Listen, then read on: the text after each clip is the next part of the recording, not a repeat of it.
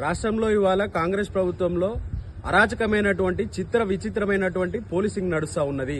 అది ఏ విధంగా అంటే మొన్న 20వ తారీఖు ఏదైతే ముఖ్యమంత్రి రేవంత్ రెడ్డి గారి ఉస్మానియా యూనివర్సిటీ పర్యటన నేపథ్యంలో గత ప్రభుత్వంలో నిర్మాణమైనటువంటి బిల్డింగ్ల పర్యటనకు మేము పోయి అక్కడ ఉన్నటువంటి ఆ వసతులను గాని వాటి రేవంత్ రెడ్డి రాబోతున్నటువంటి ఆ నేపథ్యంలో మా డిమాండ్స్ మా అంశాలను మేము మాట్లాడాలనే ఒక ప్రెస్ మీట్ తీసుకుపోయి మాట్లాడే సందర్భంలో మమ్మల్ని అడ్డగించి మమ్మల్ని అరెస్ట్ చేసి మా మీద కేసులు కట్టడమే కాకుండా మా కారును కూడా తీసుకొని కారు మీద కేసు కట్టిరనేసి చెప్తా ఉన్నారు. ఈ రోజు రేపిస్తాం ఎల్లుండి ఇస్తామని మాట్లాడి నిన్నటి వరకు కోర్టుల నుంచి తెచ్చుకోవాలి, కారు సీజ్ అయిపోయింది అంటారు. అయ్యా, పోలీసు వాళ్ళు ప్రభుత్వం కూడా గమనించాల్సినటువంటి అవసరం ఉన్నది, ప్రజలు కూడా దీన్ని చూడాల్సినటువంటి అవసరం ఉన్నది. ఎందుకంటే ఏ విధంగానైనా టీఆర్ఎస్ కార్యకర్తలను గాని నాయకులను గాని భయభ్రాంతులకు గురి చేస్తూ బెదిరిస్తూ ఈరోజు పోలీసింగ్ నడుస్తా ఉన్నది.